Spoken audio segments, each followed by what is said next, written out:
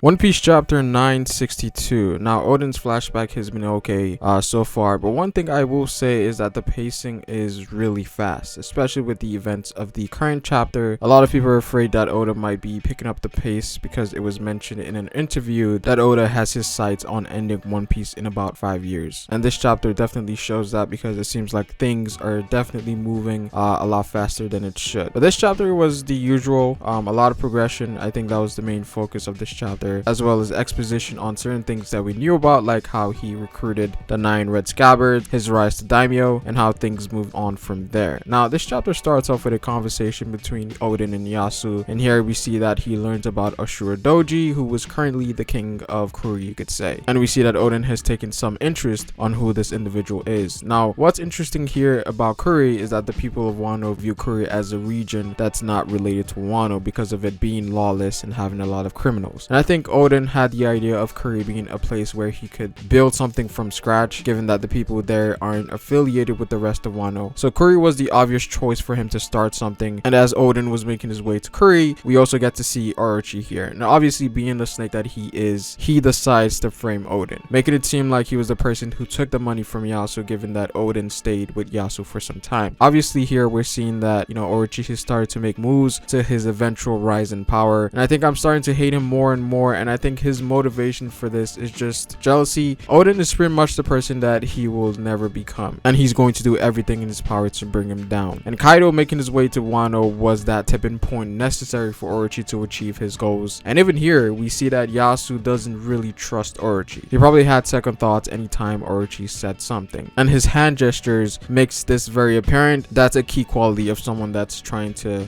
make moves on you. That's someone that's very cunning. So as time passes, we're probably going to see Orochi do things to make Oden look bad. Now, moving back to Oden, he finally makes it to Kuri and is then confronted by the outlaws of Kuri, and he then tells them to bring Ashura Doji, which eventually leads up to him winning. Obviously, after his battle with Ashura Doji, natural selection took place and he essentially became the ruler of Kuri. Now, the funny thing here is that he pretty much took the entire squadron of criminals and Ashura Doji on top of that, which is very impressive, and I think that says a lot about his strength and potential. And this all took place over the course of a day. And over time, Oden eventually unified Kuri and turned it into a peaceful place for its citizens. And because of his actions, the shogun took a step back on his decision to disown Oden and officially made him the daimyo of Kuri, someone who is recognized by the other parts of Wano. And this would eventually make Kuri an official region of Wano once again. Now, we also get to see Oden recruiting the other scabbards in this chapter, which was Kanjuro, Raizo, Okiku, and interestingly Izo, who turned out to be Okiku's sibling, which is a theory that was very prevalent in the community for a while now,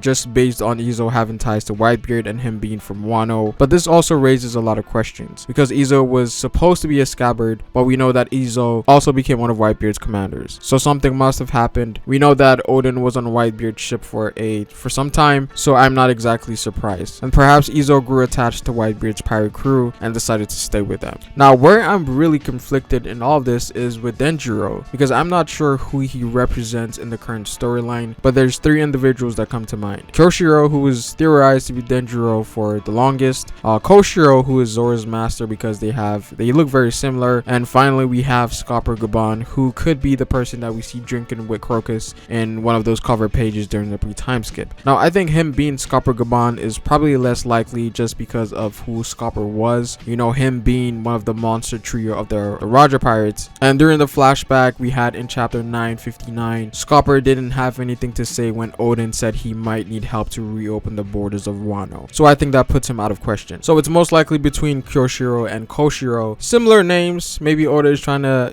trick us here somewhere. It also might be someone who hasn't been revealed yet, or someone who is related to Koshiro. But I'm definitely interested in who this person is going to be. Now, 6 years pass, which is 33 years before the current timeline, and this is after God's Valley, by the way. And here we learn that the remaining members of the Rocks have started recruiting. So this shows that the Yonkos have started to build up their own crews, and this will probably tie into Oden joining Whitebeard's ship and on how Izo became a member of the Whitebeard Pirates. We also know that Neko and Inu were also on Whitebeard's ship, so this is probably going to tie into that. And this also confirms that Oden didn't go to God's Valley, as he joined the Whitebeard Pirates when Whitebeard was recruiting, which was after God's Valley, which is interesting because a lot of people thought that Oden went to God's Valley with Roger. And finally, the chapter ends off with Kamawa Watsu at the shore, and he sees Inu and Neko washed up, which will probably lead into the next chapter, you know, giving us more on Inu and Neko's relationship and probably how that came to be. So I think we're definitely moving into the juicier parts of this flashback, because we're probably going to get some major reveals down the road. But this was a pretty good chapter.